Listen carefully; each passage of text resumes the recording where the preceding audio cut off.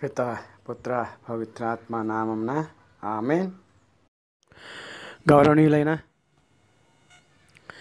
పరమ పవిత్ర క్రీస్తు దేవుని విశ్వాసులారా, మీకందరికీ తండ్రి దేవుడైన యెహోవా దేవుడు అనుగ్రహించిన విశ్రాంతి దినము శుభాకాంక్షలు.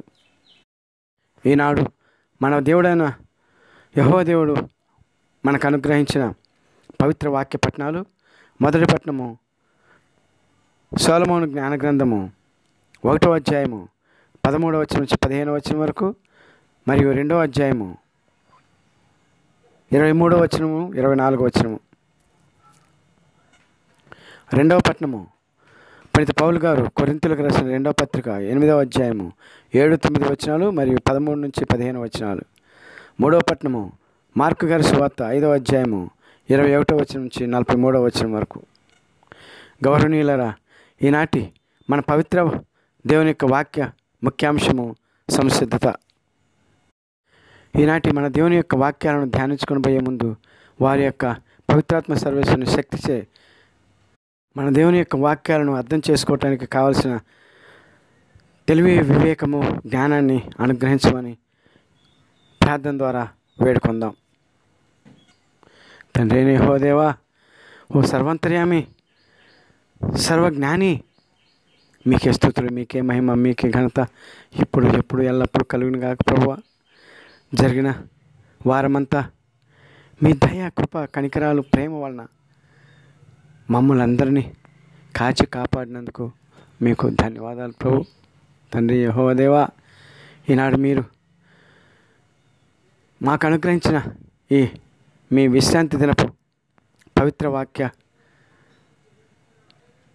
ధ్యానము కార్యక్రమము ప్రారంభించబోచుండగా, దేవా, మీ పవిత్రాత్మ సర్వేశ్వర శక్తిని మాపై అనుగ్రహించండి. మీ యొక్క వాక్యాలను అర్థం చేసుకోవాలంటే తండ్రి దేవా, మేము మీలాగా ఆలోచించాలి. అప్పుడే మాకు మీ యొక్క వాక్యాల జ్ఞానం అర్థమవుతుంది. ప్రభువా, ఆ అవకాశాన్ని, ఆ భాగ్యాన్ని, ఈ మీ వాక్యాలు వింటున్న మాకందరికీ మీ యొక్క జ్ఞానము, వివేకాన్ని అనుగ్రహించమని మేము బ్రతిమాలి మా రక్షకుడైన యేసయ్య దివ్యనామమున మేము బ్రతిమాలి ప్రార్థిస్తున్నాం తండ్రి. ఆమేన్. పిత పుత్ర పవిత్రాత్మ స్తుతించబడుదురుగాక. ఆమేన్.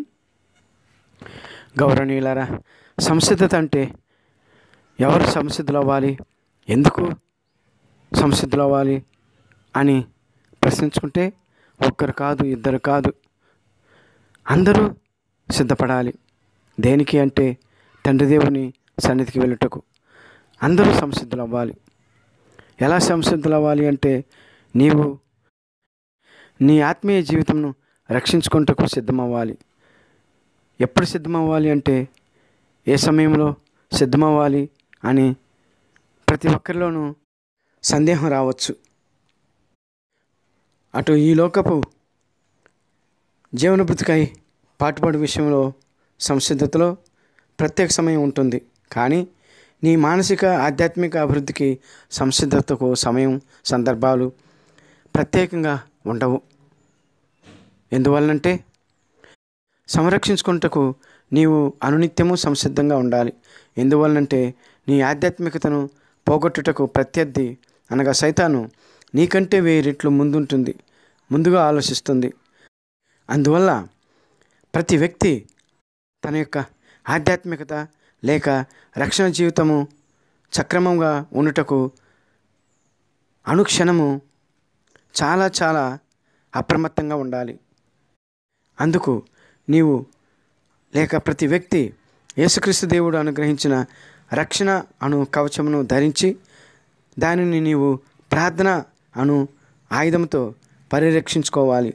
గౌరవనీయులైన సహోదరి సహోదరులారా, నీవు, నేను, మనమందరం నిరంతరం సంసిద్ధంగా లేకపోయినట్లయితే ముందుగానే మనం చెప్పుకున్నట్లుగా ప్రత్యర్థి మనలను సొలొమోను చక్రవర్తి గారు తన జ్ఞాన గ్రంథంలో వ్రాసినట్లుగా మనమందరము ప్రత్యర్థి అయిన సాతాను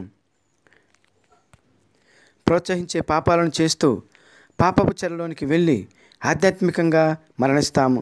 కానీ సొలొమోను చక్రవర్తి గారు చెప్పినట్లుగా ఏ వ్యక్తి మరణించుట తండ్రి దేవుడైన యెహోవాకు ఇష్టముండదు.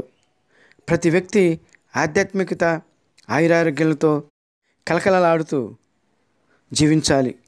అటువంటి వారిని పాపపు మృత్యువు ఏమీ చేయలేదు. ఎందుచేతనంటే దానికి ఆధ్యాత్మికత జీవంపై ఎటువంటి అధికారము లేదు. ఎందువల్లంటే న్యాయమునకు మరణం లేదు కాబట్టి. ఉదాహరణ, ఒక వ్యక్తి తన స్నేహితుడిని మోసం చేశాడు అనుకోండి. ఆ క్షణమందే ఆ మోసం చేసిన వ్యక్తి మరణించినట్లు లెక్క. ఇక అతను పైకి భౌతికంగా ఆనందంగా ఆరోగ్యంగా ఉన్నట్లు మేకపోతు గాంభీర్య పోకట్లు పోయినా ఉపయోగం ఉండదు. కానీ అటువంటి వారు న్యాయమునకు మరణం ఉండదని గ్రహించాలి. సొలొమోను జ్ఞాన గ్రంథము 1వ అధ్యాయము 4-5 వచనం ప్రకారం ఇదే సత్యాన్ని సొలొమోను జ్ఞాన గ్రంథము 2వ అధ్యాయము 23-24 వచనాలు కూడా పేర్కొంటున్నాయి. ఏ విధంగా అంటే దేవుడైన యెహోవా అమరుడు. అలాగే తను ఎంతో ఇష్టంతోటి తన స్వహస్తాలతో రూపుదిద్దిన ఈ మానవుడు కూడా అమరునిగా ఉండాలని ఆకాంక్షిస్తూ ఉంటారు తండ్రి అయిన యెహోవా దేవుడు. గౌరవనీయులారా, కానీ ఈ విషయాన్ని ఖాతరు చేయకుండా ఈ మనిషిపై అసూయతో సాతాను ఈ లోకంలోకి మృత్యువును ప్రవేశపెట్టింది. అది గ్రహించని ఈ మానవుడు దాని పక్షము వహించి మరణమును ఆహ్వానిస్తున్నాడు. గౌరవనీయులైన సహోదరి సహోదరులారా, కానీ దేవుడైన యెహోవా పాపం చేస్తూ మరణాన్ని ఆహ్వానిస్తున్న మనిషిని తన చావుకు తను వదలకుండా తను దేవుడై ఉండి కూడా తనను తాను ఈ మరణిస్తున్న మనిషికై ఈ భూపైకి వేంచేసి వచ్చి అన్నీ ఉన్నా ఏమి లేని వాళ్ళ నిరుపేదగా యేసుక్రీస్తు రూపంలో జన్మించారు. పునీత పౌలు గారు తిమోతికి రాసిన 2వ పత్రిక 8వ అధ్యాయము 7-8 వచనంలో చెప్తున్నారు. దేవుడు అలా మానవుడిగా ఎందుకు జన్మించాడు అంటే నన్ను కూడా ఆధ్యాత్మికంగా ధనవంతుని చేయాలని ఉద్దేశంతో. అయితే అలా ఆధ్యాత్మికంగా ధనవంతుడైన మానవుడు ఆ ధనాన్ని తనతో ఉంచుకోకుండా తోటివారితో పంచుకోవాలి. అలా పంచుకోవటం వలన నీకు వచ్చే నష్టమేమీ ఉండదు. పౌలు గారు చెప్పినట్లుగా 2వ కొరింథీయులకు రాసిన 2వ పత్రిక 8వ అధ్యాయము 15వ వచనం చెప్పినట్లుగా ఎక్కువగా ప్రోగు చేయి వారికి ఎక్కువ ఏమీ మిగులకుండా ఉన్నట్లుగా, తక్కువ ప్రోగు చేయి వారికి తక్కువ ఏమీ కాకుండా ఆధ్యాత్మిక ధనం నీతిమంతునికి కొదవ కాకుండా ఉంటుంది. గౌరవనీయులైన సహోదరి సహోదరులారా, ఈ ఇద్దరు సొలొమోను చక్రవర్తి గారి ద్వారా పునీత పౌలు గారి ద్వారా దేవుడైన పవిత్రాత్మ సర్వేశ్వరుడు పలికించిన పలుకులను రుజువు చేయుటకే అన్నట్లుగా ఈ రోజుటి సువిశేషంలో యేసుక్రీస్తు దేవుడు 2 అద్భుతములు చేశారు. మొదటిది యాయీరును ప్రార్థనా మందిరపు అధికారి కుమార్తెను బ్రతికించుట. రెండవది 12 సంవత్సరముల నుండి రక్తస్రావం అను అనారోగ్యంతో బాధపడుతున్న స్త్రీకి స్వస్థత ఇవ్వటం. మార్కు సువార్త 5వ అధ్యాయము 21వ వచనం నుంచి 43వ వచనం వరకు.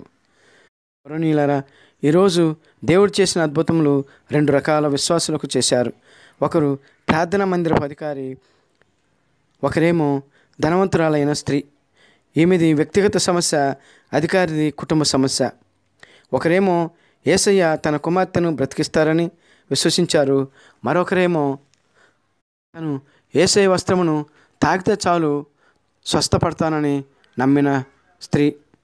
వీరిద్దరూ క్రీస్తు ప్రభువు దేవుడని నమ్మిన అచంచల విశ్వాసులు మరియు భక్తులు. వీరిద్దరూ మానసికంగా దేవుని శక్తిని ఒకరు తన కుటుంబంలోనికి, మరొకరు తన వ్యక్తిగత జీవితంలోనికి ఆహ్వానించిన విశ్వాసులు. అందుకనే దేవుడైన యేసుక్రీస్తు ఒకరికి తనకు మృత్యువుపై అధికారం ఉంటుందని నిరూపించారు, మరొకరికి తనకు స్వస్థత శక్తి ఉన్నదని నిరూపించారు.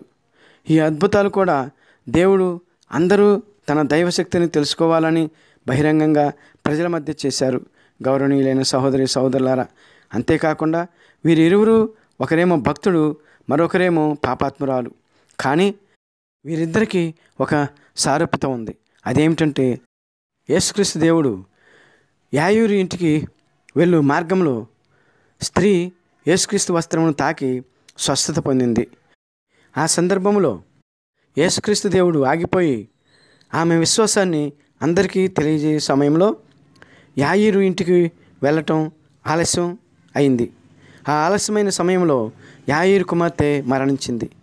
యాయీరు విశ్వాసాన్ని బలహీనపరచు సందర్భం ఏర్పడింది.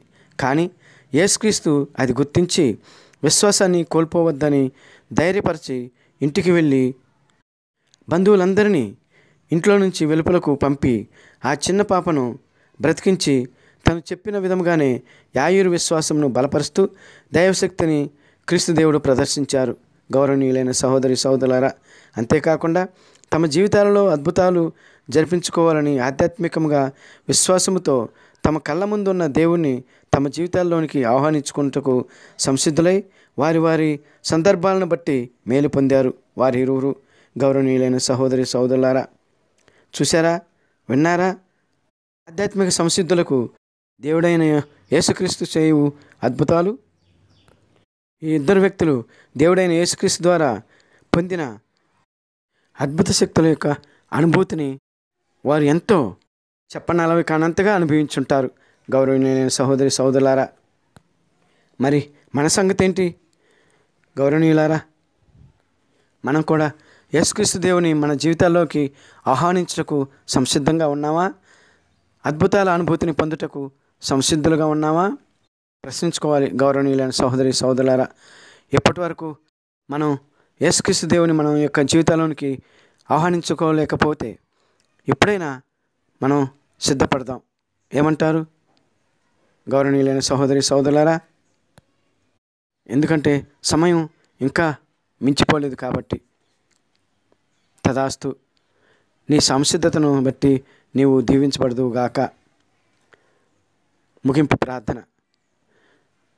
పూజ్యులైన ప్రేమమయుడు అయిన ఓ సర్వశక్తివంతుడైన పరలోకపు ప్రియమైన తండ్రి, మీకే స్తుతులు, మీకే మహిమ ఘనత కలుగునుగాక. దేవా, మీ దయాకృప వలన ఈరోజు ఆదివారపు మీ పవిత్ర వాక్యాలు మమ్ము మీరు అనుగ్రహించబో పవిత్ర నిత్య జీవిత అనుగ్రహమునకు సంసిద్ధులవమని తెలియజేసినందుకు ధన్యవాదాలు తండ్రి. మీరు మీ వాక్యములలో నుడివినట్లుగానే మేమంతా మీ ఎడల విశ్వాసం కలిగి మీరు కోరిన నీతికర జీవితమును న్యాయపరంగా జీవించి మీ దీవెనలకు అర్హులమగునట్లుగా మీకు సాక్ష్యముగా విశ్వాస జీవితం జీవిస్తూ మీ అద్భుత శక్తిని చూస్తూ జీవించు భాగ్యమును మాకు దయచేయమని మీ పవిత్ర సన్నిధికి విన్నవించుకుంటున్నాం తండ్రి. ఆమెన్. పిత, పుత్ర, పవిత్రాత్మలు నిరంతరము స్తుతించబడుదురుగాక. ఆమెన్. ప్రభువైన దేవుడు మనల్ని దీవించుదురుగాక. రాబో వారమంతా మనల్ని కాచి కాపాడుతూ తోడుగా ఉందురుగాక. ఆమెన్. పిత, పుత్ర, పవిత్రాత్మ నామమున ఆమెన్.